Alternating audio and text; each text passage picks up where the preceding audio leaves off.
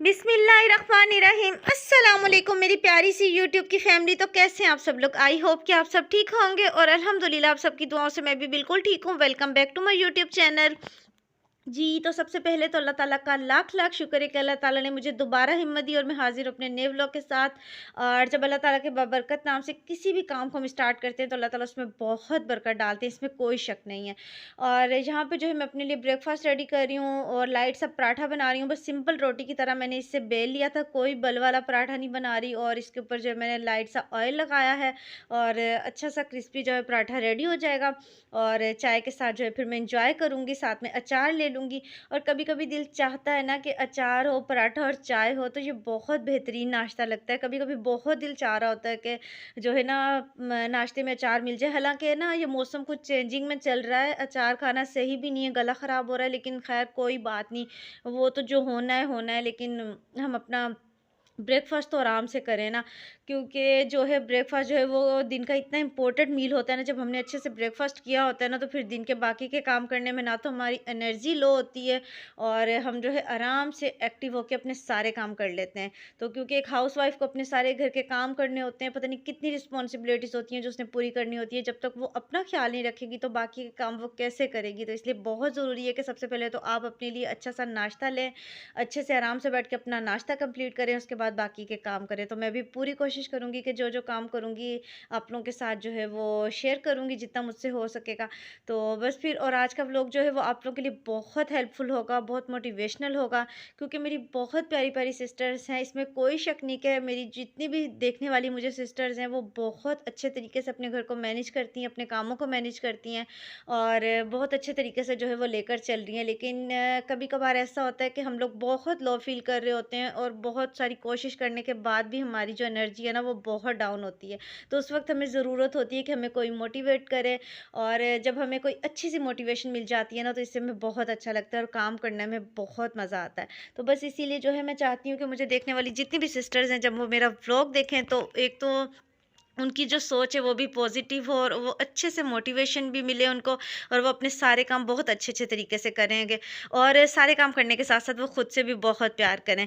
और यहाँ पर जो है फिर मैंने उसके बाद जो है लगा ली मशीन, क्योंकि मुझे करने थे कपड़े वॉश। और इसमें जो है जब तक मैं कपड़े डाल दूँगी, जब तक कपड़े वॉश होंगे तो उस टाइम तक जो है मैं अपने बाकी का काम कर लूँगी।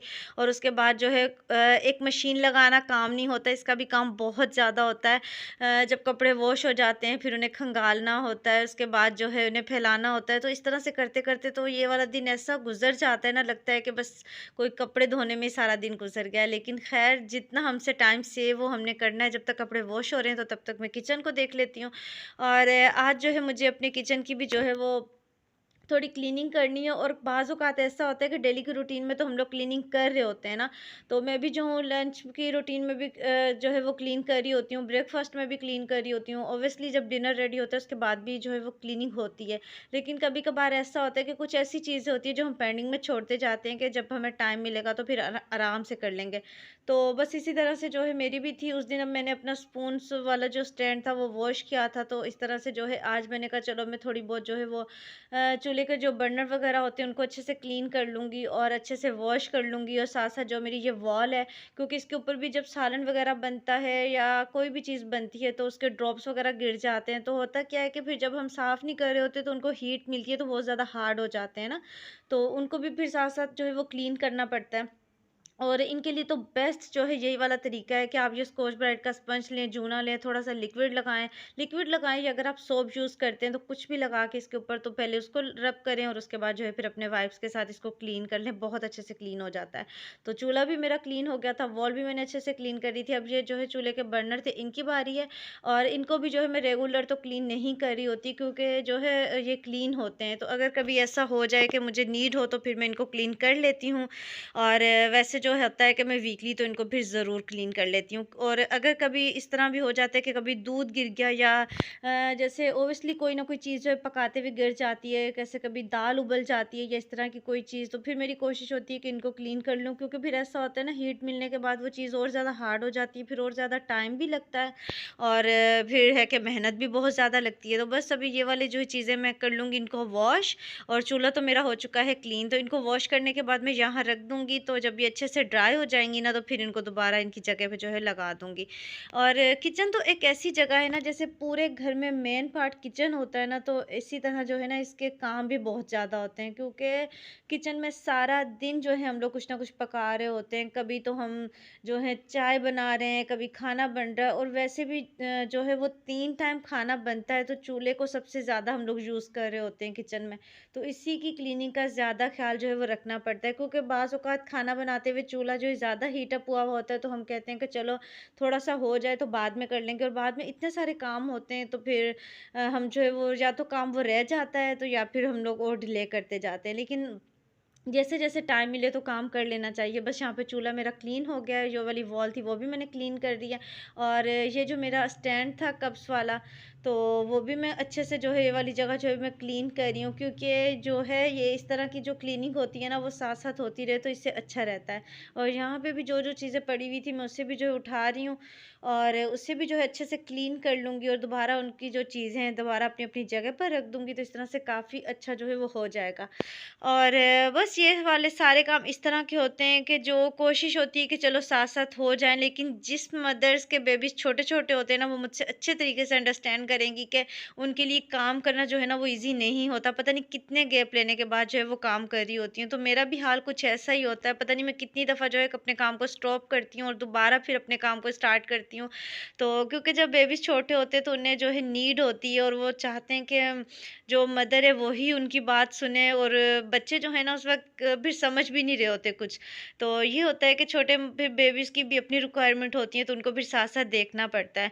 और बस इस वाले स्टैंड पर जो है ना, मैंने पहले ये ब्लू वाले कप हैं वो वाले लगे हुए थे, तो फिर मैंने ये वाले कप लगा दिए थे ना, तो फिर ऐसा था कि मैंने जिस दिन लेकर आई थी ना, उस दिन तो मैंने लाकर ये सारे वॉश किए थे। लेकिन उसके बाद जो है फिर मैंने वॉश नहीं किए, अभी मैंने इनको ऐसे ही लगा दिया था। तो मैंने कहा चलो मैं काम तो कर रही हूँ, तो एक बार इनको वॉश करके अच्छे से जो है वो ड्राई कर लेती हूँ। तो इनको जो है फिर मैंने वॉश तो ऑलरेडी किया हुआ था, तो फिर मैंने आज सिर्फ़ इनको ड्राई कर लिया था, जैसे क्लीन कर लिया था, सॉरी ड्राई कह रही हूँ।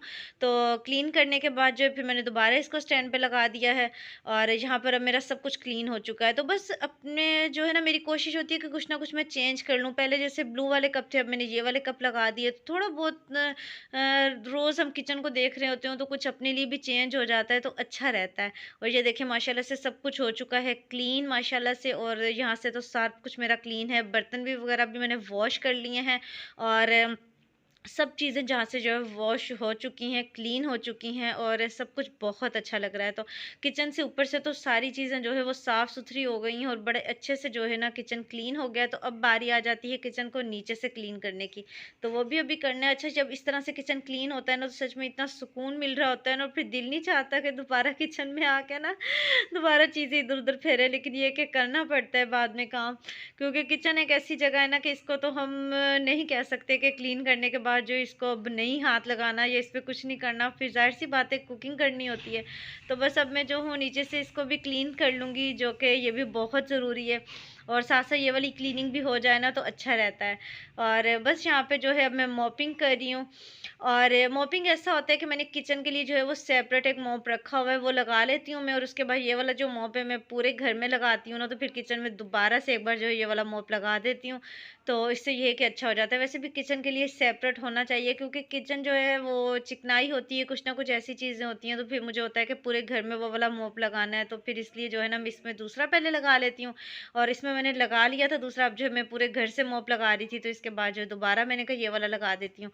तो इससे बड़े अच्छे से जो है ना वो क्लीन हो जाता है। तो बस वो वाली क्लीनिंग जो है मेरी सारी हो गई कंप्लीट, और यहाँ पर जो है फिर लंच टाइम है, और मैंने जो उस दिन कढ़ी बनाई थी, मेरी कढ़ी थी, तो मैंने कहा उसके साथ जो है मैं चावल बना लेती हूँ, और कढ़ी चावल इतने मज़े के लगते हैं, इतने मज़े के लगते हैं ना।